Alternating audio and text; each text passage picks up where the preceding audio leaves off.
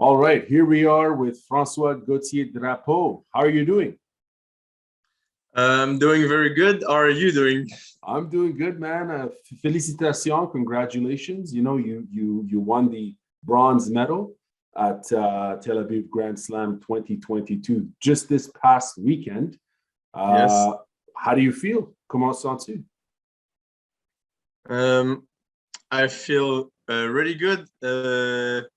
It was a big tournament. I fought some good people, and I managed to get victories against the top guys on the world ranking. So yeah, I feel pretty good. Um, I think personally, I think it was my best performance in a tournament in my whole life. So Wow. OK. yeah. Alors, j'ai beaucoup de questions à te poser sur tout ça, mais avant, j'aimerais savoir ton opinion sur les spectateurs. The audience, I noticed, was very, very enthusiastic. Il y avait beaucoup d'énergie. The audience in Tel Aviv. It was quite, it was great to see, you know, and great to hear. Like I would be listening to some matches and I'd look away and I could hear the audience just resonating. Ton opinion sur les spectateurs? Moi aussi, je me suis senti un peu de la même façon. Là. La foule était vraiment comme dans le tournoi. Là. Puis surtout quand il y avait un Israélien qui combattait, toute la foule acclamait son nom, puis genre, il l'encourageait sans arrêt, puis c'était vraiment intense. Puis les gens, comme on sentait que les gens étaient comme vraiment passionnés. Là. Quand il y avait une belle technique, quand il y avait une belle action, là, il était content, même si ça venait de genre de quelqu'un qui n'est pas un Israélien, si il y avait une belle action, les gens étaient vraiment contents. Puis comme surtout, j'ai remarqué les enfants qui étaient là, on dirait qu'ils admiraient tellement les compétiteurs. Là. Ils voulaient comme prendre des photos avec eux. Ils criaient Good job, bravo. Euh, ils voulaient le taper dans la main. Puis ouais, c'était vraiment nice. It is totally. Tu te sentais vraiment, tu te sentais comme un héros. Là. Tu te sentais comme un héros. Well, I mean, it certainly felt that way just from as a spectator watching online. I could see the audience, les spectateurs avec beaucoup d'émotions, comme tu viens juste de dire, and they were very emotionally invested in the matches, all matches, and it's great to see that. La première question que j'aimerais te poser, la deuxième, I guess technically, is if you were to compare la foule à Paris contre la foule à Tel Aviv. How would you compare it in terms of their judo IQ and their level of energy for the action?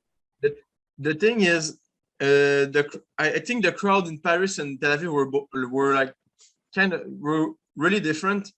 In Paris, it's like a bigger arena where the tournament takes place.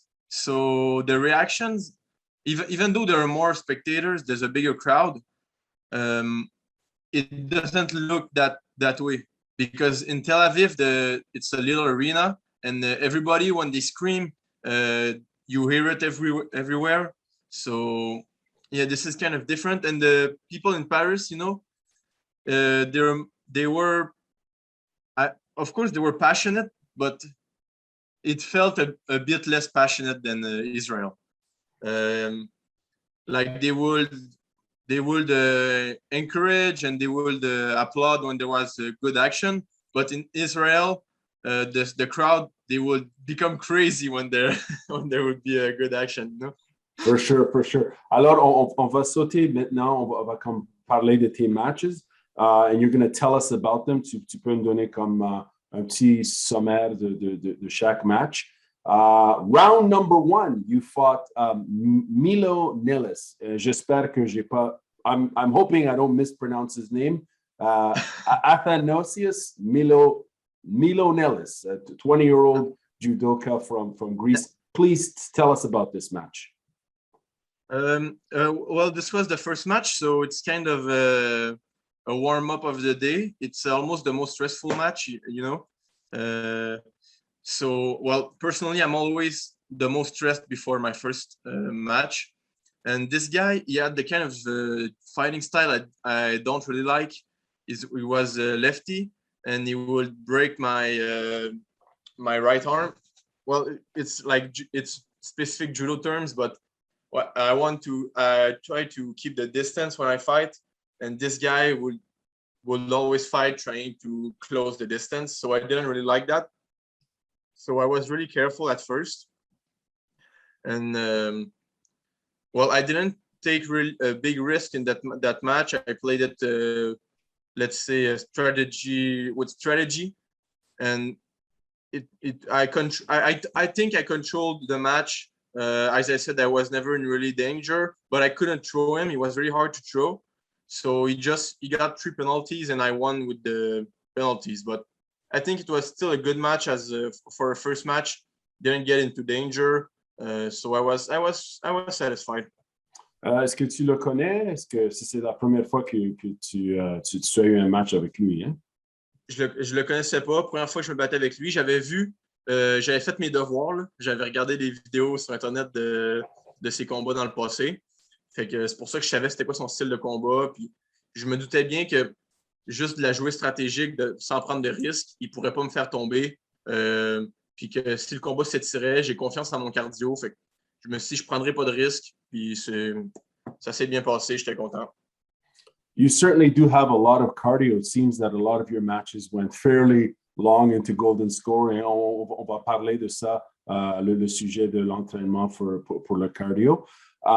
J'aimerais savoir, tu viens juste de dire que tu fais tes devoirs. You do your homework in regards to who you're competing against. Tell us a little bit more about that. I'm curious to know how much homework do you do? How much research you do? Because even I read in one of the news releases, j'ai lu que tu avais dit quelque chose about your strategy and how you're kind of assessing for fighters, and you're going into it thinking, you have an intent and you have a goal and a strategy in mind. So you sound very cerebral in terms of how you approach this game of judo. Well, I think the more you know about your opponent, the bigger your chances of winning are. And in a judo fight, it can make a huge difference to know even just if your opponent is a righty or a lefty. It makes a big difference. So when I have a tournament like this, I know the draws,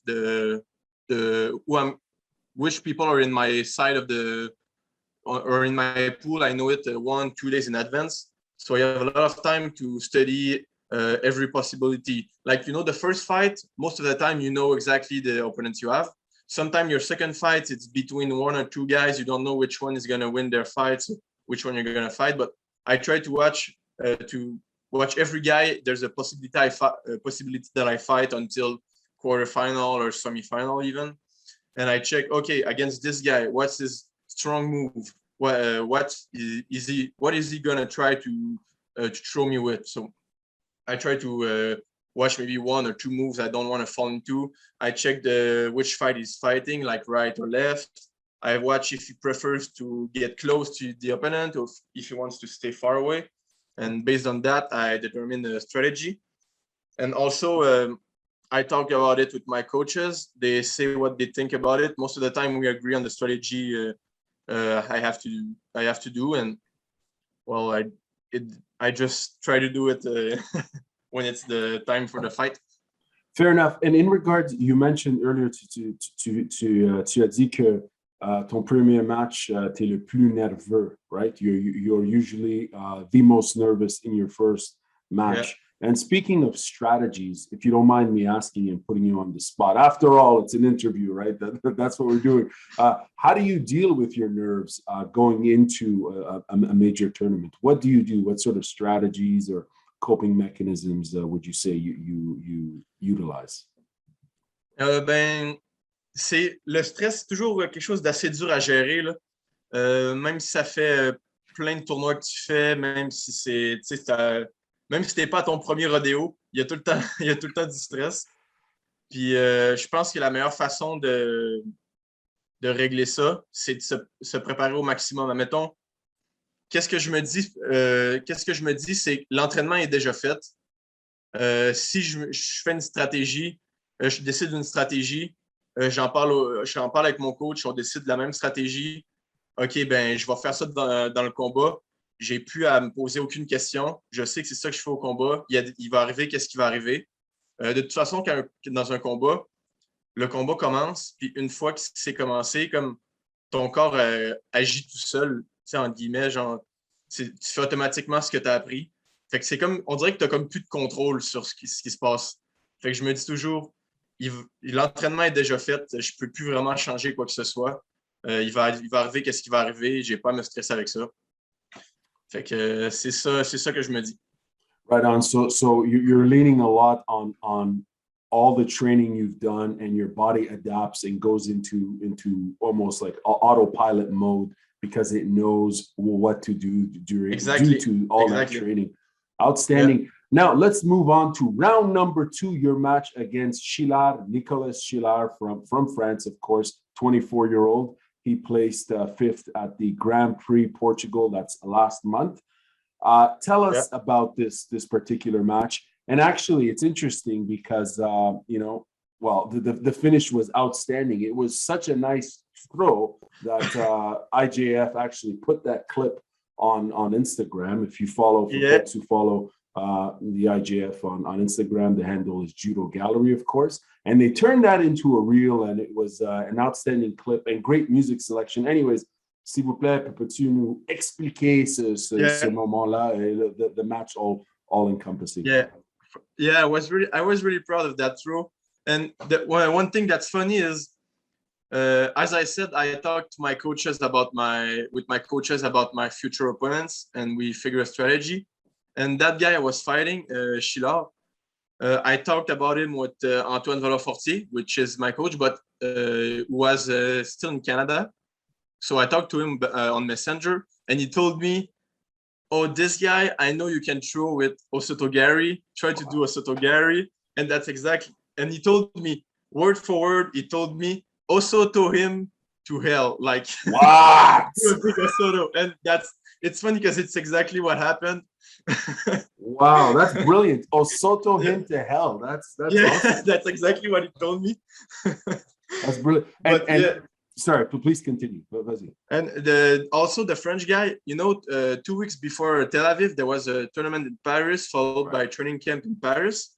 So I was doing both of them. So of course I did a lot of rendories. I trained a lot with that guy during that week. I fought him. I must have fought him 10 times in that tournament. So I knew him pretty well. And he had this habit of always sweeping my leg with his right leg.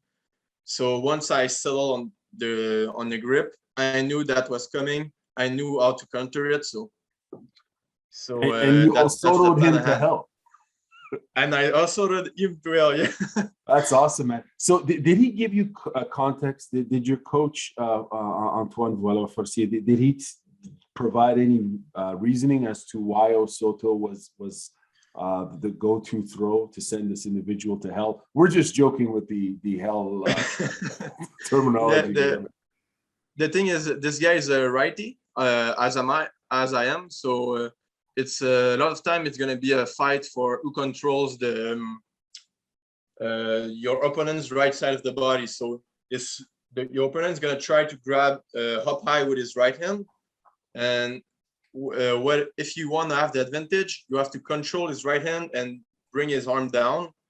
This way, he cannot really do any attacks. So, and while you're in this position, it's a perfect position for Osotogari. So that's what brought the Osotogari was. This guy, you should control his right arm, bring his sleeve down. This way, he cannot attack, and from this position. Then you can go and try foot sweeps and then Osotogari. So that was the plan, and that's what led to this technique. And it was a spectacular throw. As I mentioned, they posted it as a reel. The IJF media posted it as a reel with a cool caption. And I think I was reading some of the comments, and someone made a search something about bench pressing him or what are your friends maybe? I don't know if you saw that. Yeah, it's just a joke with my friends that bench press is the most important exercise of all exercises. And if you beat someone, if you have a better bench press than someone, automatically you're going to win the fight. Everything is decided with how much you can bench press. Yeah, so So one of my friends just made a joke like, clearly that guy didn't bench as much as you, and Right, right. that's No, the inside joke. I found that funny, and I think you replied to it. So when you saw that clip when they posted it on their account, what did it mean to you to have that moment somewhat recognized on social media? Yeah, well, that kind of thing I think is really cool because like I really love one of my goal, not my main goal, of course, but one of my goal is I want to make nice judo. You know, I've make nice judo, make nice throws, have make fights that are fun to watch. So being able to make like a good technique like this that people repost and they show, oh, this is good technique, look at this. It makes me really proud, and it shows kind of an accomplishment and of a goal that I am following. So yeah, it's really cool.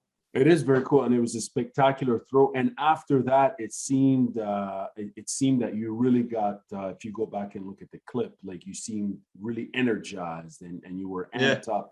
Yeah, well, when that happened, as I said, the crowd was really impressed. You know, when they see a good technique, the people there, they were really impressed. So when I threw him, they all went like, whoa, you know. Yeah. So they popped. They popped for that. Yeah, no, it was awesome. It's moments like that. I mean, like I wasn't there, but as a fan, I'm watching, and I'm feeling the energy from the fans, and it's spectacular. It's great content, social media content as well, to really promote the sport. Now, après ton match avec Shillart, you went into the quarterfinals. And you fought against Vidat Al-Bayrak, who's a 28-year-old. Of course, he's bronze medalist at the 2018 World Championship and also gold medalist at the 2021 European Championships. And he's very experienced. Tell us about this match. This is the second time you fought him, right? This is this is the second time I fought him. And well, this match, even though of course I lost, so I was not proud of that, but also the way I fought, I was not really proud of, because as you said, it's the second time I fight him, and I fought him once 2-3 months ago, and he beat me that time also. But I had there were a lot of things that made me lost that last fight that I tried practicing, and then I came here with that fight with a new strategy and things I wanted to try to win this time. And I think I started the match fine. This guy is a guy who he does a lot of grip fight. So most of the time, both him and his opponent are gonna get penalties, and it's gonna go 2 penalties against 2 penalties, and then you're kind of both fighters have their back to the wall. So I tried. My strategy to this fight was, he's going to do a lot of grip fights. So maybe even though you don't have perfect grip for an attack, maybe try something. And this way he gets penalties while you're just staying out of it, and you can put his back to the wall without having yours. And that's the strategy I wanted to do. But I don't know why it didn't quite work. My grip wasn't on point. And ultimately he got me in a bad position, and I tried to do an attack to get me out of that, but the attack I did was an attack. When you commit to it, you have to really commit to it. You have to say, okay, I'm doing this, no hesitation, I'm going. But I kind of hesitated a little bit, and he countered me, hold me to the ground, and then I lost the fight. So yeah, I was a bit sad. I knew I could have done better, but I had no time to to think a lot about that on the moment. Because the other fights were coming. But I know there are a lot of things I have to learn from that match that I will probably practice this week and the following weeks to get better for my next tournament. Interesting. J'aimerais juste savoir, peux-tu nous donner comme un sommaire de la première fois that you fought him? Just give us a summary of the first time you fought him in relation and do a comparative to this time around. La raison je pose cette question parce que the finish almost seemed similar. You know, like you know how because he countered like in this situation here in this sequence, it's like he countered the inside trip by almost like hugging you, right? And holding it tight. And I just assumed at one point, are we gonna see a lift like a Uranagi? And then he got his leg out and he just redirected that momentum and he landed in mount and he went for the Osekomi. But if you go back to the first match you had with him, it's almost like there's a segment of that sequence that's almost, I don't want to say similar because it's not. Yeah. But si tu pourrais comme donner un comparative analysis en français, s'il vous plaît. Ouais, ben, le premier combat qu'on avait fait ensemble au mois de octobre, novembre, en tout cas. Comme je disais tantôt, c'était la première fois que je me battais avec. Il a fait beaucoup de combats de grippe à ce combat-là. Je me suis retrouvé avec 2 pénalités. La prochaine, je perdais le combat, fait que j'étais comme dos au mur, justement. Puis ça, je voulais pas me retrouver comme ça. Puis là, il m'a pris dans une mauvaise posture. Puis justement, là, vu que j'avais 2 pénalités, je ne pouvais pas en prendre une 3e. J'étais en mauvaise posture. J'ai dû essayer quelque chose de comme un peu plus risqué, une attaque un peu plus risquée. Puis je suis allé au corps à corps avec lui un peu. Il a essayé un move, j'ai essayé de le contrer, ça n'a pas marché. Puis il s'est justement reviré vers moi. Puis comme je suis tombé sur le dos. Fait que c'était un peu une situation similaire à ce que j'ai vécu justement au tournoi juste en fin de semaine. Il m'a pris dans une mauvaise posture. J'ai essayé d'attaquer pour me sortir de ça. Puis il a juste contré ce que j'ai fait. Fait que c'est ça qui est un peu décevant. C'est que je voulais justement genre faire un combat différent, arriver avec une autre stratégie, pas me retrouver dans cette situation-là. Mais ça n'a pas trop marché. Donc, c'est ça qui fait que c'est un peu le plus décevant. Right. And I you know, it's part of the game, I would imagine, right? It's lessons learned. Et si je pourrais te poser, c'est quoi la stratégie la 3e fois si tu fais le combat avec Al-Barak une autre fois? C'est quoi ton plan? Et tes entraîneurs, qu'est-ce qu'ils ont dit? Qu'est-ce qu'ils ont partagé in terms of information? What have your coaches feedback have they? Présentement, je n'ai pas tant de nouveaux plans encore. Je n'ai pas de nouvelles stratégies encore. Ça va venir, mais je ne l'ai pas pour l'instant. Suite au combat, ce que mon entraîneur m'a dit, il m'a pointé surtout des détails dans ma grippe, la façon que je me battais à grip, la façon que je me déplaçais pour que j'aurais pu mieux faire, pas me retrouver dans les mauvaises situations que je me suis retrouvé. Mais pour l'instant, juste pratiquer ça. Puis pour le côté de la prochaine stratégie, je ne sais pas encore. Il va falloir qu'on trouve une meilleure solution.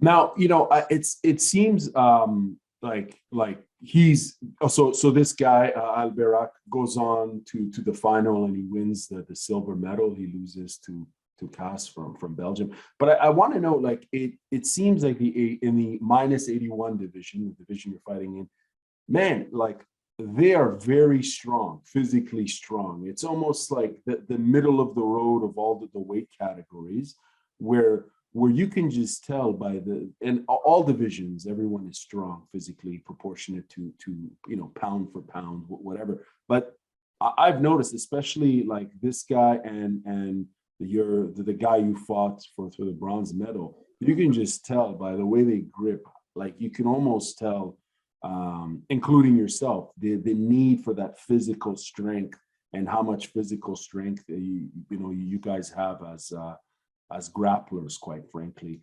And how did his strength feel in comparison, Al-Barak's strength, gripping strength, and overall strength in comparison to other competitors in the tournament? Would you say he was the strongest physically? Well, the way I felt, Al-Barak was the strongest physically, and usually the shorter fighters are stronger physically, you know. So Al-Barak is pretty short. It might be, I don't know, 5'7", maybe 5'8", I don't know. So yeah, I think he has a lot of physical strength, and I fight a lot, you know, using my strength. So I guess maybe if, someone like him who also has a great physical strength kind of puts me in a situation I'm not really comfortable, and I think maybe that's why he beats me twice, you know. Well, I think But the third time will be an interesting opportunity for you. I As I hope, mentioned, sorry? I hope, I For hope. sure. For sure. And obviously, you know, he goes on to winning the silver medal, and you go to the repechage match against Frank de Witt from the Netherlands, 26-year-old bronze medalist at the 2021 World Championships. Tell us about this match. There was it went to golden score. There was a lot of back and forth. Yeah, please tell us about this match. Well, this match is pretty funny because you know, it was the repechage match. So right after I lost my fight with Alberac, I had to watch between the fight between Frank de Witt and Sagimuki, and I would fight the loser of that match. And at first, Frank de Witt threw Sagimuki for Ippon. So I thought, oh, I'm fighting Sagimuki, you know, and I leave the arena, I go change my judo gi, and then right before my match, maybe 5 minutes before, my coach, he comes and he tells me, oh, never mind, they changed the referees, they changed the decision. Frank de Witt didn't win, he lost. So instead of fighting Sagimuki, you're gonna fight Frank de Witt. So I had to adjust the strategy really close to the match.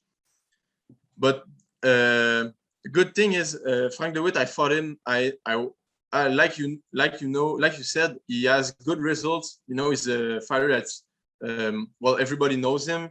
They know how he fights. So I also knew how he fought. So I know what to do against him. So I could adjust my strategy quickly. And also I fought him before in the training camp, so I knew what to look out for. But of course, he's a really skilled fighter. So I knew it would not be an easy match. And Yeah, no, for sure, and it was a really good match. A lot of back and forth, and it went all the way to the golden score. At one point, you came back into the match. I mean, you know, you were bleeding, I think, because he applied a really tight triangle for the Ozekome, and I think your nose got busted up. Yeah. But you went out of the match, out of the you went off the mat because the ref. You know, yeah, he told me to go clean it, and yeah, and you came back with this like really cool look mask with your nose. Okay. The thing is, when you you are allowed to go see the medic twice in the match, and the third time you're disqualified. So the first time I go, she puts something in my nose to stop the bleeding, right. But then it falls during the match, and I have to go back, and I know it's my last time I can go. So I tell her, make sure it does not fall again. Make sure I don't bleed out of my nose again, or I'm going to be disqualified. So she said, okay, you're not going to be able to breathe with your nose. I said, I don't mind. I'm too tired already. I'm breathing through my mouth already. So she just taped everything, and she said, okay, now you're good to go. But this was a good thing because I was really, really tired.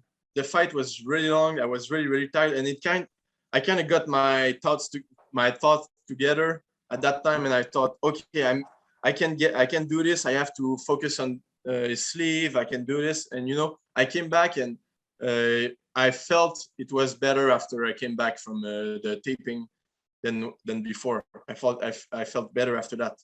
So I think it kind of saved the match a little bit. Interesting, and even though your nose was actually covered and restricted, and I guess when I saw that, I was thinking, I guess, you know, having to wear the COVID masks that we're all wearing, right? Like, I guess we're so used to it, right? Maybe there's some advantage, not an advantage, but we've all become accustomed to it. But you, as a high performance athlete, you know, competing at that level with your nose being covered and still being able to deliver, even though the match is way past time, like it's deep into the golden score, and you end up winning it. And it's funny because when you went back onto the mats with that mask on, like the crowd erupted in a show of like almost, support.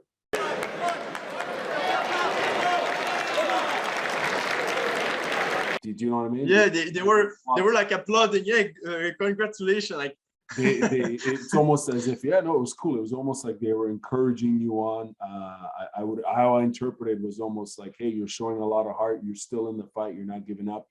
You're bruised, but you're still giving it. You're still fighting. Yeah, I think that's what they tried.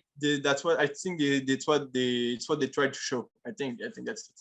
Yeah, man, it's that fighting spirit, and it's very admirable. I'd like you, j'ai deux questions. Can you explain the finish to that match? You obviously won it, and they had to go. I think they had to go to the judges, and even the crowd was calling for the Wazari before the ref kind of even acknowledged it. Alors, peux-tu comme donner un petit sommaire sur cette situation? Yeah, well, l'affaire c'est qu'il m'a comme quand je suis revenu, on a continué à se battre un peu, puis genre une ou deux séquences après que je suis revenu, il a comme voulu me faire une technique, un sasae sur le komiyashi, ça s'appelle. C'est comme une espèce de balayage vers l'avant.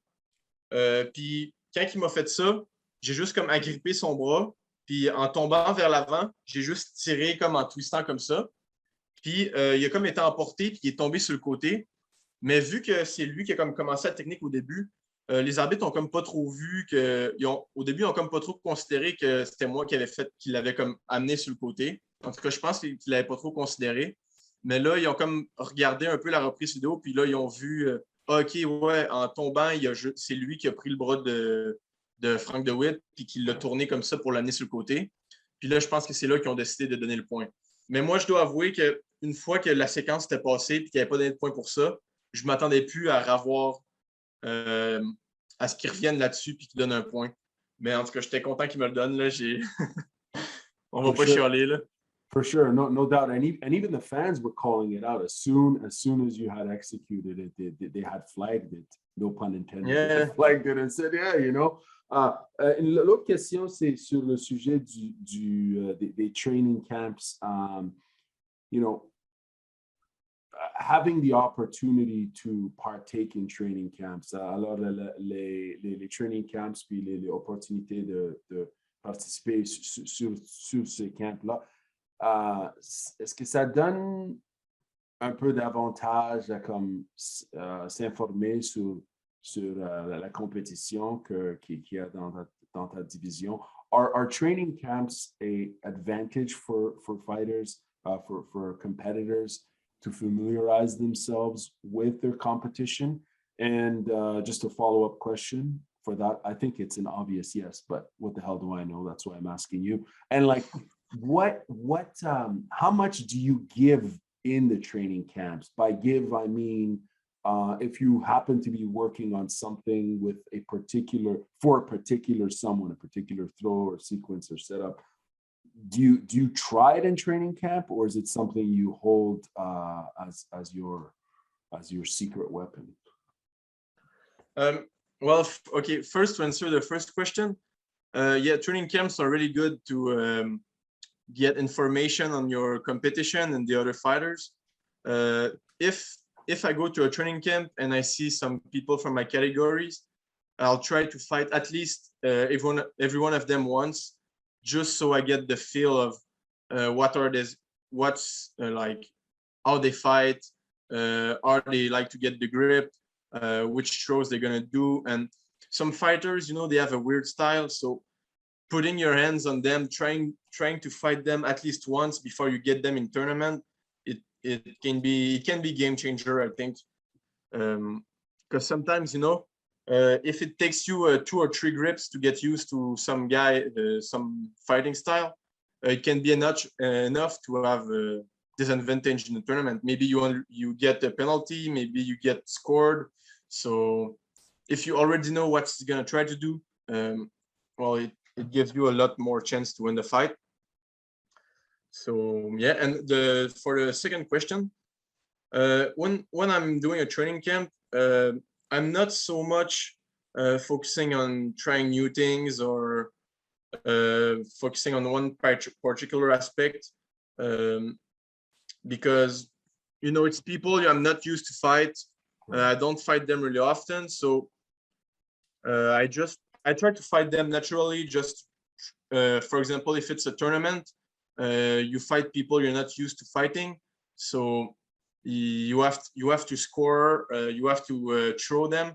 So I try to put myself in the same situation. You know, it's a guy, he doesn't really know my good moves. I have to throw him. I have to throw him no matter what. I have to score him, and I try to put myself in that situation. Of course, it's if the training camp lasts for a whole week, and this guy is the second, third fight, I'll fight. So I do with him. Second or third fight, I do with him. Maybe now I think, oh, last time he was doing this. Maybe I try this new way of countering this or blocking this technique. Now maybe I begin to be a bit more specific in what I do. But usually I just try to put myself in a training, in a competition mindset. Like I have to throw them. Whatever move I use, I have to throw them and to get a victory. Right. Do you enjoy training camp? Is it fun? How do you enjoy it? Is it challenging? How generally, well, what's the mood and the emotion like? Yeah, well, training camps. Puis l'atmosphère. Tu décris l'atmosphère puis l'énergie? L'atmosphère, l'énergie, en général, le monde est camp d'entraînement. Sont tout le temps assez intenses. C'est tout le temps des bons entraînements au niveau de l'intensité. Les gens sont tous là pour se batailler, fait que ça se bataille assez fort. Les entraînements, c'est rien de compliqué. Il n'y a pas beaucoup d'entraînement technique. D'habitude, on arrive, chacun s'échauffe de son côté comme il veut pendant 15-20 minutes. Puis après ça, choisissez-vous des partenaires, puis on fait des combats tout le reste de l'entraînement. Fait que c'est vraiment axé sur les combats, puis c'est la partie la plus intense. Mais généralement, les gens sont assez sympathiques. Là. Ils savent, admettons, que dans leur catégorie, ils vont venir te demander on fait-tu un combat? Puis c'est rare qu'il va y avoir des coups chiens ou que du monde qui vont se battre en innocent, disons. Là. Mais ouais, c'est ça. Fait que c'est quand même une bonne ambiance. Puis c'est le fun. C'est vraiment le fun. Mais le seul problème, c'est que souvent, ces camps d'entraînement-là comme ça sont après un tournoi. Tu es déjà vraiment fatigué du tournoi. Après une couple d'entraînement que tu fais dans le camp d'entraînement, comme c'est intense, ben, tu viens avoir comme des petites blessures, tu es fatigué. Fait que des fois, ça enlève un peu le fun parce que tu n'es comme pas à ton 100%. Tu aimerais ça t'entraîner plus fort, mais tu as de la misère. Now, earlier on, you mentioned when it comes to training camp, sometimes you have the opportunity to familiarize yourself with different competitors, and puis tu utilisais deux mots vraiment intéressants. Tu as dit weird styles, you know, as far as people having a weird style. I'm curious to know, j'aimerais juste savoir qu'est-ce que tu veux dire par weird style? I think I know, but I don't. If you could elaborate on this diversity of styles and unconventional styles, and if you can, you don't have to if you don't want to, but specify. You give us a name or of a competitor or a particular approach that you would consider weird. Well, for me, the judo is the way I view. Judo is really like a recipe, you know. When I fight, I know I'm fighting a righty. I'll put that arm. I'll try to control his sleeve, bring it down. Then I'll go with the other hand. I'll try to move in this way, and I'll throw him this way. You know, I have a recipe for every guy I try to fight. I know this first, this second, this third, and then I throw him. You know, but some guys, I feel they don't really have a recipe like this. So if I grab them a certain way, they're gonna just adjust to it. Maybe they're a righty. I grab them. I grab the sleeve. They're gonna change their feet angle and be like lefty now, you know, and they're gonna be able to do judo from that position. So it's really it puts you in a weird situation because you think, right, oh, if I hold this sleeve down, he's not going to be able to do his attacks. But then it switched to left side, and he can still do attacks. And now you have, oh, okay, now I still have to be careful, you know? Right. So they're flipping the script on you. They're yeah, exactly. And it. that's what I consider a weird style. Very cool. Very interesting. I appreciate that you explaining that, and also the analogy of recipe. As far as like I find that an interesting analogy that you used. I haven't heard that expression before when it comes to judo. So I think that's cool. I like that idea of a recipe. Yeah. Do you cook much? Are you into culinary arts? No, I cook my food. It's not so good, but I cook my food. Well, there you go. That's the start. That's the start. Yeah. But no, also, sorry, go ahead. You asked me for a name of somebody who would have a weird style, and Right.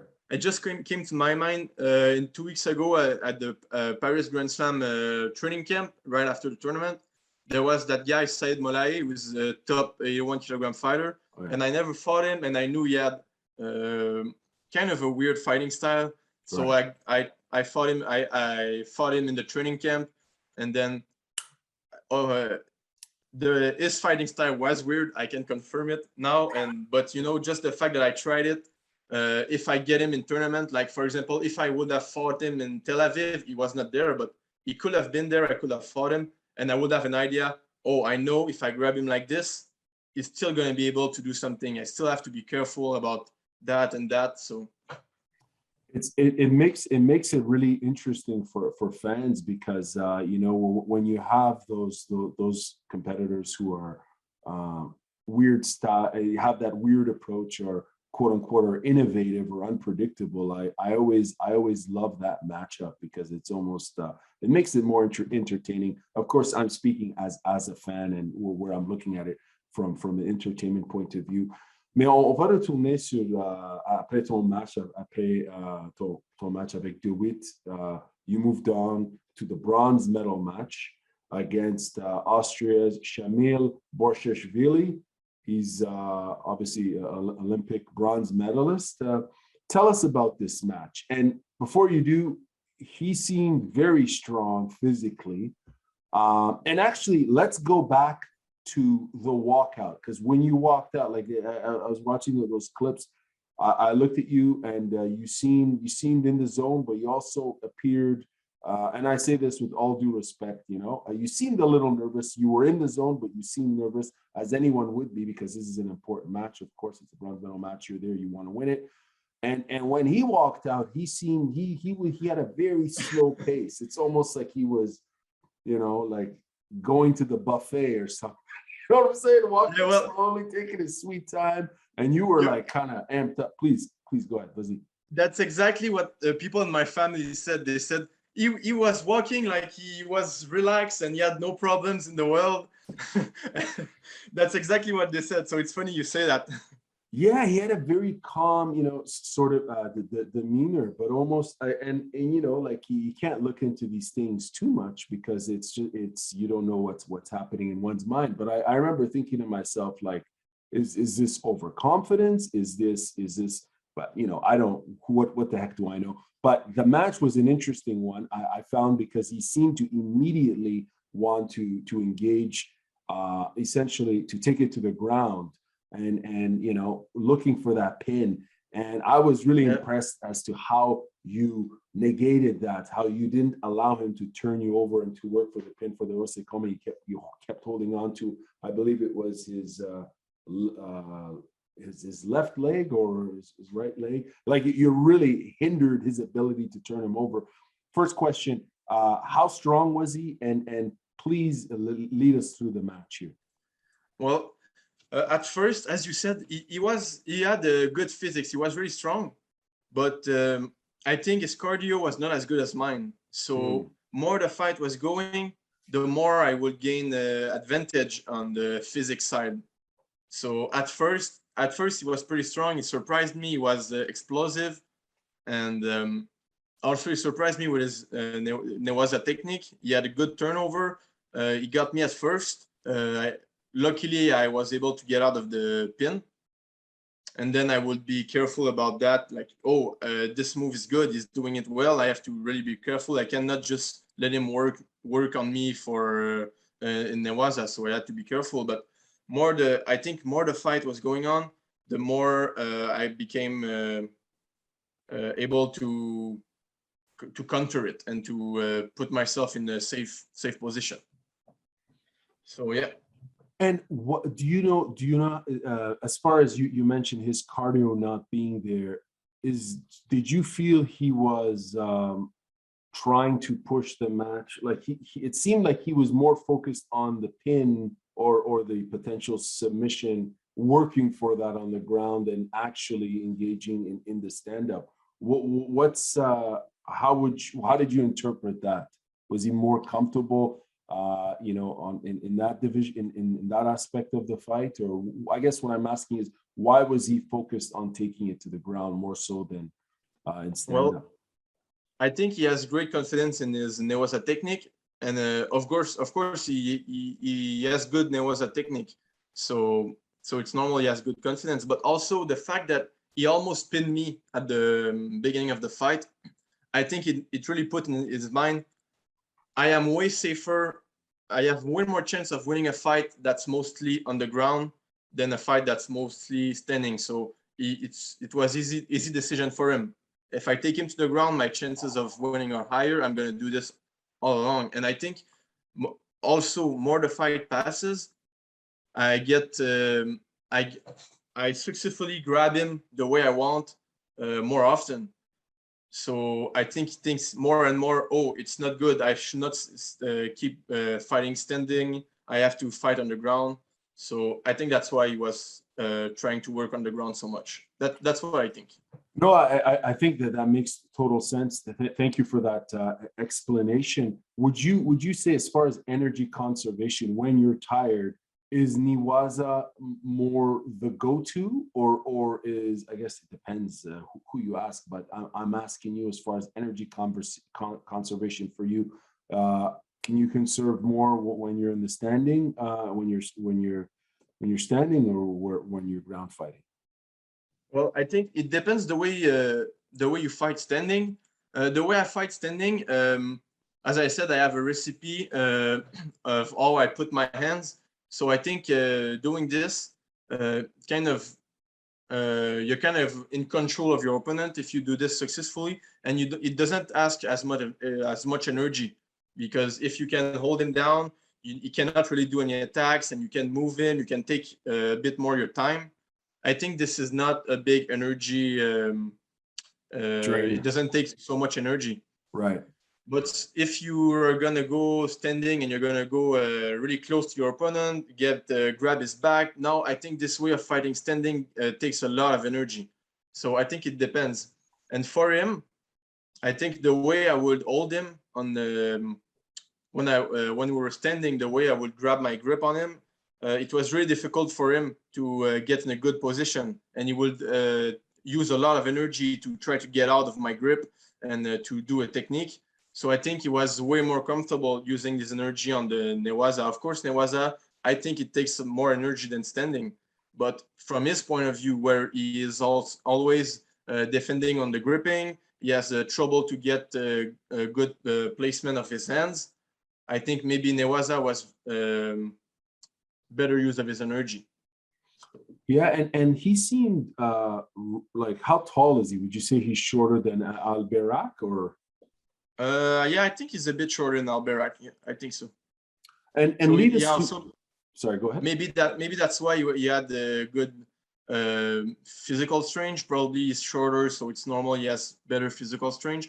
But also, maybe it's another aspect we have to take into account. When you're shorter, I think it's more difficult to fight standing. It's more exhausting because, well, you have to close the distance to get your grip, as your opponent can grip you from far, and you have to get close to him to start to do judo, and you have to always be moving, because even though you're holding him, if the guy is taller than you, he can probably grab your shoulders, even though you're kind of putting your arms stiff, So probably it asked him a lot of energy. For sure, and lead us through the finish of this match. Obviously, it went all the way. It went into golden score. And how did you manage to win this? Well, at one point in the match, I kind of found a way to grab him that would put him in a really bad posture, and he would just keep just throwing himself on the ground in a very obvious way. So my coach kind of told me, "Oh, just keep doing that. He's throwing himself on the ground. Sweep him. Do some sweeps. Attack backward techniques. You're gonna get him. He's just throwing himself." And it took me kind of a little time to adjust to what my coach was telling me. So slowly I catch it. I understand what he means, and then that's what I did. I grabbed I kept grabbing the same way. He throws himself always on his back like this to bring me on the ground. I know, oh, he's putting his weight on his back. I'm just gonna attack in that direction, and it's gonna work. And it's exactly what happened. I grabbed my grip. I attack him one time on the back. It doesn't work. We start moving. He starts putting his weight on the back. I do a foot sweep while he's going back. He tries to counters me, but it just doesn't work, and he falls right on his back. So yep, that's what happened. How did it feel that moment for you, knowing you had won? You had won the bronze medal. Well, what you see on the video of the fight is I do like a celebration. I'm happy. I lift my fist like this. I'm really happy. It's really rare. I don't do celebration really often, but this fight, I was really, really proud of myself. I was really happy to win. And this guy, I think I definitely was the underdog of this fight. This guy plays third at the Olympic Games. So before the fight, I was like, damn, this is going to be difficult, but I really want to fight. I really want a medal, but this fight is going to be really difficult. But more the fight goes, the more I see like, oh, I can beat him. I can see it. I can beat him. So I believe more and more as the fight goes on. And when I finally throw him, I was just so much happy. Yeah, so it was a good feeling. I bet, man, and it's an outstanding achievement for you, and there's a lot of heart, a lot of passion, a lot of energy, and it's interesting that you say as the match goes on, it's like you gain more momentum, more belief, more confidence, and in addition to that, like, man, your cardio is, and I need to ask you about training, because you have incredible endurance as a fighter. You seem to retain a particular pace of aggression, and a consistent pace, that is, whereas your opponent slowly decreases in terms of pace. Speak to us about your training as far as cardio goes. Well, what exactly do you do to augment your training? Well, the thing is, what makes the fact I have a good cardio, I think first is when I do training fights and training, I always kind of go hard. It's just natural for me to fight hard. It's kind like when I'm fighting, I don't really think about if I'm tired or not. It's when for example, if you go jogging, you're gonna be focused on the fact that you're tired. But if you play a soccer game, you're going to be running. But because you're playing a game, you don't think about the fact that you're tired. So when I do judo training, it's really difficult for cardio, and your muscles, they get really tired. But most of the time when I train, I'm concentrated on the stuff I do, and I don't think about the fact that I'm tired. And I think it builds up my endurance and my stamina, my cardio. I think it slowly gets better. And also our gym coach makes us some really good trainings, some circuit training, where we do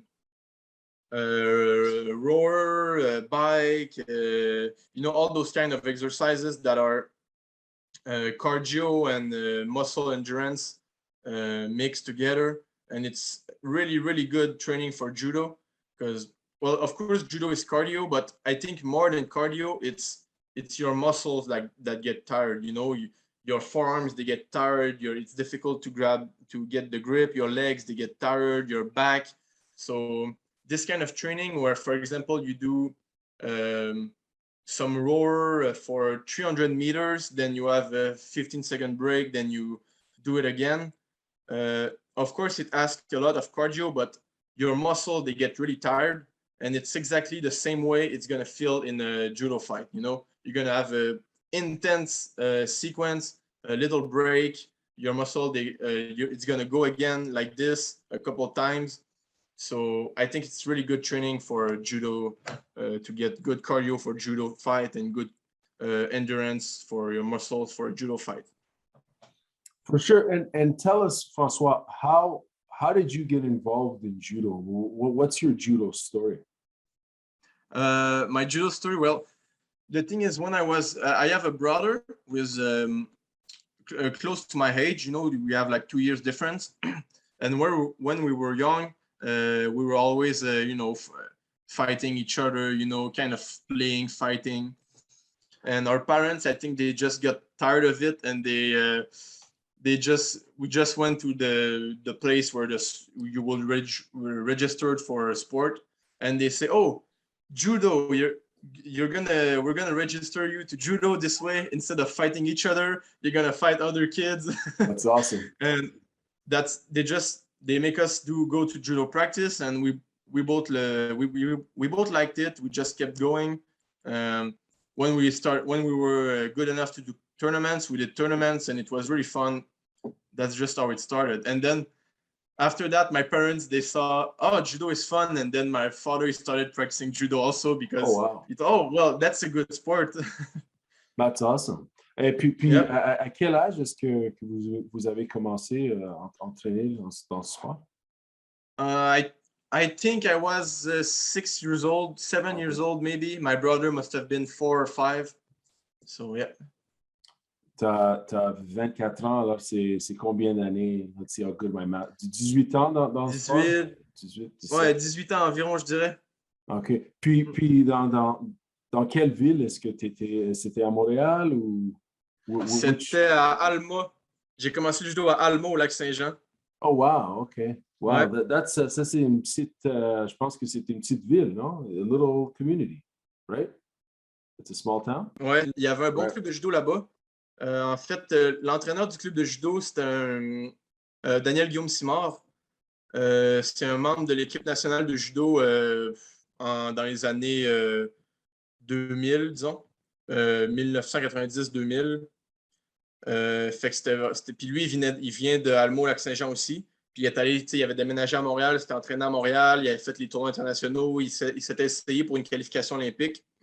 Ça n'avait pas marché finalement, mais il avait eu des bonnes chances d'y aller. Il avait passé proche. Puis là, juste comme quand je devenais à peu près à l'âge de commencer à faire des compétitions de judo, lui, il revenait au Lac-Saint-Jean à Alma, puis il prenait le club en main, puis il commençait à devenir l'entraîneur du club. Puis ça, lui, il avait vraiment un bon background de compétition. Fait que les personnes qui avaient comme mon âge, comme les autres gars de mon âge, il a comme monté tranquillement une petite équipe de gars pour faire des compétitions. Puis quand je suis arrivé à l'âge du secondaire, il a ouvert un sport-études à l'école du secondaire de la ville. Puis on était la plus grosse année, je pense, on devait être presque une vingtaine de petits gars à faire du judo. Il y avait des filles, des gars. Puis on était une petite gang dans le sport-études. Là, une vingtaine dans le sport-études, c'était quand même pas pire. Puis ça a fait qu'on était tous devenus quand même assez bons. Là. Je veux dire, on était tous des gars à peu près pas mal de la même grosseur. On s'entraînait ensemble, puis on montait tous de niveau les uns avec les autres. On avait un bon coach. Fait que ça a vraiment fait un bon développement quand j'étais jeune au judo.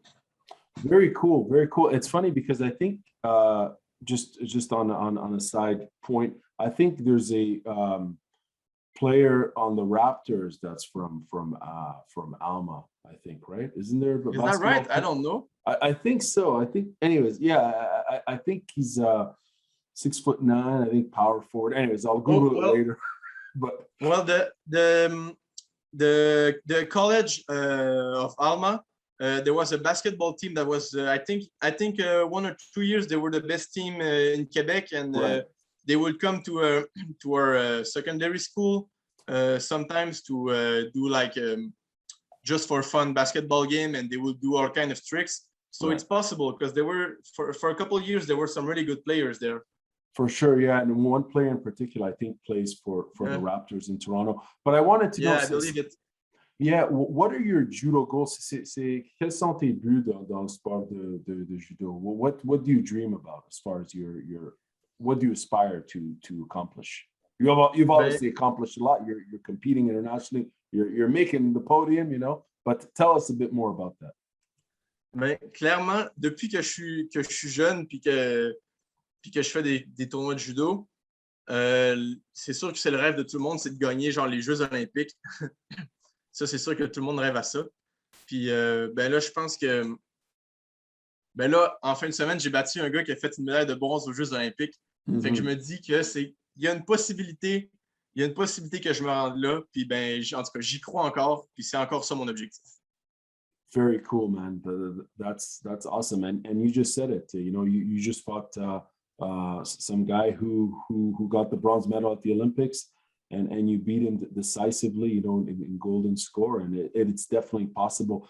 The question in regards to training, I asked you already in terms of, you know, how do you particularly train for cardio? But when it comes to you know, improving and refining your game, what are you looking to do to take your approach or your fighting style to that next level? What are you working on to improve yourself as a judo competitor? Well, the trick, I think, to improve yourself is to train in a certain way, you know, because if you train without normally, without really thinking about anything in particular, like, you're gonna get better, but not as much as if you think with while thinking about something in particular. I think it's one of the key to get better is, for example, like, you train every day.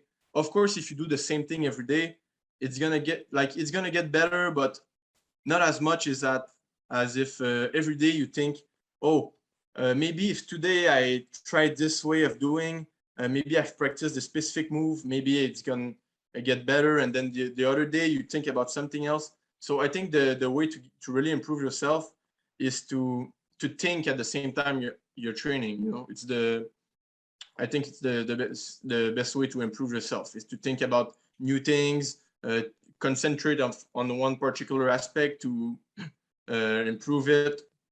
So yeah, I think it's a good way to get better. What's it like training at the INS, being amongst the team and all that? Describe that for us. Well, at first, training at the INS is really fun. It's a good group of people, and, you know, since everybody from Canada that want to do higher level tournaments, they come to Montreal, they train at the INS. It's really good to get better because, as I always say, le faire aiguise le faire. You know, if you train with good people, they're gonna help you get better, and then if you get better, you're gonna help them get better, and you're both just kind of everybody's gonna help each other. So it's a really good way to get better. This judo center at the INS, because everybody's together and you can train really, really well. At first, if you get there when you're young, for sure it's difficult because when you get there, most of the time you're not the strongest guy in the place. You're gonna get thrown. You're gonna fight. 90% of the people are gonna be better than you, stronger than you. And, you know, if you play a soccer game, you get scored a goal. It's not fun, but it doesn't feel as bad as when you do a judo training and some guy just throws you over and over again. It can be a bit difficult, you know, but if you hang in there, then you start to be able to do a couple of good techniques every training. You concentrate on those techniques. Oh yes, today what I did, that was good. I have to remember this, and slowly you get better, you know. So I think it's a really good place to improve. Really good training center, and the dojo is really good dojo. There's a good gym. So I think you have everything you need to get better.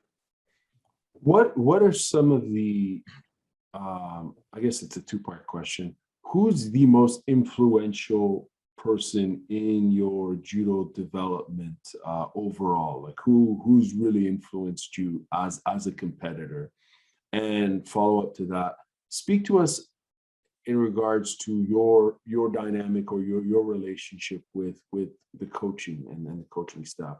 How important is that for your development as an athlete? Well, I think though, like the two questions are a bit related because one guy I really admire is Antoine Vola-Fortier, which was a judo competitor for Canada. And you know, when I was young, in 2012, he won a bronze medal at the Olympics. At that time, I was 14 years old, I think, 15 years old. And so I watched him and I was really impressed. And he came to Lac Saint-Jean, gave a training camp. And I remember like taking a picture with him. And you know, I did a little fight with him at that training camp and he gave me a couple of tips. And then when I moved to Montreal to train at the INS, well, he was training there. So I started like training with him more regularly. And recently, like the last year and the year before, well, he was a minus 81 kilogram as I was, and he was competing at the Olympics. So we would fight each other every day for his training. And so, I always thought he was really good. And so he really I would like copy him, you know. I would do what he does. I would train the way he does, and I would try to learn from him when I fight him. So it really influenced me. And right now he just stopped doing judo tournaments this autumn. Right. So now he just became a coach for the national team, and he coached me for some tournaments already, and now he's going to become my coach. So it's interesting because, as you mentioned, he fought in the same division, the under 81 kilo division. How advantageous is it for you that your coach so happens to have fought in that division and most likely knows just about everyone in that division? It's really useful because most of the guys I fight, he literally fought those guys himself. He knows exactly the way they are gripping, their best attack. He knows the feeling of fighting. He knows the feeling of fighting these guys. So, for example, if I do a tournament, Antoine was really dedicated to judo, you know. So every opponent he had, whom he will fight often, he would have, you know, a little you would have a document with the guy name and a couple notes about him and some information about him on what to focus when fighting this guy. You know, he would have a lot of information about every fighter. So I get to a tournament, he looks at the pools. Oh, you could fight this guy, this guy, this guy. He goes in his documents and he shows me, oh, this guy, be careful about this, you know. So I think it's really, really useful. That's brilliant, man. I love hearing that because it's awesome that it's documented and you know what I mean. It's a plan. It's as you mentioned, it's a level of dedication and professionalism as far as how to lay out the strategy for one's opponents and so on. Now, I have a question in regards to advice. You're 24 years young. That's you're a young individual. What advice would you give yourself if you were to go back 5 years to 2017? What advice would you give a young 17-year-old François? Sorry, did I say 17? I mean 19. I can't do math, folks. 19-year-old. Yeah. Well, I remember at that time, it was around the time I moved to Montreal, and like I know judo in Canada, you know. When it's getting really good, but I think it's not as good as it is in Europe, you know. And I always thought like those international tournaments were really hard, and I didn't feel really confident about my level on the international level. So for example, like I didn't at that time, I haven't really done any international tournaments. So, you know, I was not really believing, oh, am I good enough to go on that, to compete at that level? But then when you start doing a bit of tournaments, at first it's very difficult when you go do training camps in Europe or in Asia. But then you see that it's not really different. They're not stronger than you are, and you can compete with them, and you can beat them, and you can win them their tournaments. So I think if I had an advice to give it would just be like just keep doing, just keep training hard. You have the level to. It's possible. You're gonna get. You have the good level. You just have to believe and to believe in yourself and keep working. Don't worry about all those things. You have the level to compete. That's interesting because it's like I think 2017 is when you started your competing at the juniors, right? You were competing at the junior, like you were. It must have been around that year, yeah. Right. And a lot's happened, I would imagine, you know, in half a decade, in 5 years is a long time for a competitor. Puis the follow-up question, c'est now let's flip it around. What sort of advice would you give yourself 5 years from now when you're 29? Quelle sorte d'avis, est-ce qu'on dit ça, c'est le mot d'avis, oui? Conseil. Excuse-moi. Un conseil, je dirais. Quelle sorte de conseil pourrais-tu partager avec toi-même 5 ans de maintenant? I know it's a weird question to ask. C'est dur comme question, ça. Right. I know it's a bizarre one. I was thinking, I'm like, what kind of crazy question could I ask this guy? So I was like, okay, let's fast forward. Let's flip it around. Quelle sorte de conseil? Je réfléchis peut-être. Je sais vraiment pas. Attends, laisse-moi réfléchir un petit peu. Take your time. Peut-être de juste. Je sais vraiment pas. C'est dur à dire là. I know. It's a complicated one. I wouldn't even know how to answer that one myself. But I know I really appreciate your time. I've taken up more than an hour, but I have like a few more questions that I'd like to ask. Go for it. What, in terms of like overall, when it comes to judo, so you've been doing this for quite some time, and you're competing, and right now, you know, earlier on in this interview, you had mentioned that this achievement, this tournament, ce tournoi-là est un des plus importants pour toi in terms of you know, what you've achieved and what you've attained.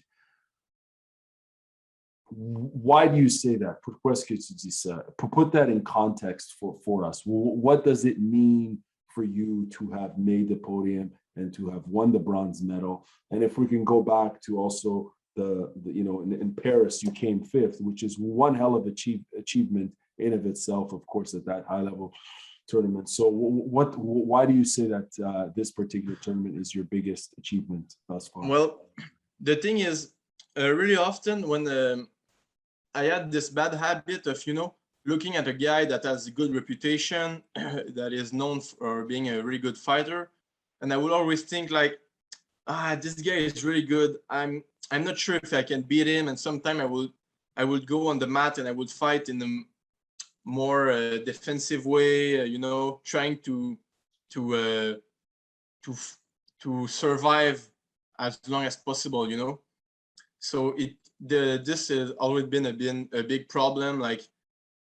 But during this tournament, you know, I fought some big guys, you know, Frank DeWitt and Shamil Borkashvili. You know, they were high ranked on the world ranking, and I just thought, well, I have to go there and I have to try something, and I finally was able to beat like both those guys one after the other. And for me, this is really big achievement because I was really kind of intimidated by the fact that they're really good fighters, but I still managed to to get victories on them. And so I think it's really good for me. You know, I appreciate your honesty with that in terms of, you know, of what you've just said overall.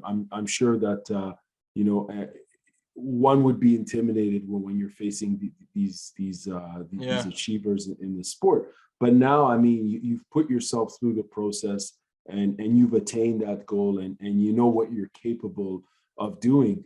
Puis l'autre question que j'aimerais to ask you is, what happens now in relation to your next tournament? How, like, you know, having achieved this, what's the takeaway going into the next tournaments? What do you take away from this experience? Ben, là, c'est sûr que définitivement maintenant, je vais avoir une vision un peu différente, là. Peu importe l'adversaire que je vais avoir, c'est sûr que je vais avoir que je vais savoir que je peux gagner contre lui, que peu importe c'est qui, je sais que je suis capable de gagner. Tu sais, comme ces deux gars-là, Frank De Witt et Borkashvili, c'était parmi les meilleurs au monde. Je les ai battus. Selon moi, ça veut dire que peu importe contre qui je vais me battre, il y a moyen que je gagne si j'adopte la bonne stratégie, si j'arrive avec la bonne attitude, puis si je me bats bien. Fait que je pense que ça va complètement changer ma façon de voir les choses. Right on. And as far as you're participating in a very tough, physically demanding and mentally demanding sport, probably the toughest in when you look at Olympic combat sports and combat sports as a whole. What are your thoughts as far as judo and how it's you're a young person, you're 24 years old, and you're exposed to a variety of combat sports as I would imagine as a fan and so on. What do you think judo's position is comparatively to other sports? What makes judo such a global phenomenon when it comes to popularity of participation and the sport overall? I just rambled. I don't know what my question was, but I went off in a few different directions there. I think, judo, I think it can be really impressive as a sport. And I think it can be really beautiful. You know, they say it's a martial art. Well, I think this really applies to judo because techniques, sometimes it can be so satisfying to see a nice throw. And you know, some fights can be so interesting and so many things can happen. I think it's really a sport that can be really fun to watch. So I think that's what makes judo so entertaining and like a big success as a martial art. You know. What is Canada's position as far as Canadian judo? What do you think Canada's position is in the world when it comes to this sport? Well, right about now, yeah. Well, do you mean like how Canada views judo, or you mean, is that what you mean? No, as far as Canadian judo, the team, the national team, and how they're over the last couple of years and their performance, and it seems like they've made great leaps. They're continuously. Oh yeah, that's what I think. Also, I think well, as I was saying, when I was young, and I was watching the Olympics where Antoine won a medal. I always believed like, Canada it's not so good at judo. We had like Nicholas Gill won medals at the Olympics, and maybe one or two other guys won a medal, but it was never big sports for us. But then Antoine won a medal, and I started to think, Canada is getting better. And now those Olympics this summer, we won 2 medals. 2 girls won bronze medals, and also 2 guys got lost in the bronze final. So this is really good results for Canada. And as the years before that, before the Olympics, you would watch the medal table, after a tournament, and you would see, Canada got placed 6th at this tournament. We have 1 gold medal, 1 silver medal, and 1 bronze medal. It's really good. It's a big tournament, and we placed 6th. We didn't have like so many athletes, but we still managed to place amongst the top 10 best countries at tournament. So I think Canada is getting really good at judo, really like a lot better than they were at judo, and that's a good thing. And I think a lot of people are gonna come in the next year and still gonna win medal for Canada. And I think the next Olympics, we're gonna have Olympic medals also. Yeah, and it's fascinating because it's only 2 years from now, right? Paris 2024. Yeah. That's like literally around the corner, man. The qualification, they start, I think this summer, the tournament, they start giving points for Olympic qualification. Very exciting. Last question for you, sir? What are your plans, next steps between in the coming months? Do you know what's happening? Right now, for the next 4 or 5 weeks, we're training for the Pan American Championships, which are on the 15th of April. Right before that, we have a tournament in Turkey. So probably, like I said, we train for 4 or 5 weeks, try to work on that stuff, that the different mistakes of the last tournaments. For 4 or 5 weeks, then we go to that tournament in Turkey. Then we go to the Pan American Championships in Peru, if I remember correctly. Well, François, it sounds like you're going to be a busy man, and I want to wish you all the best in both of those tournaments and moving forward. Of course, thank you very much for this great interview. Really enjoyed it. Thanks to you. Thank you. Have a great evening, man, and hopefully we get to talk again.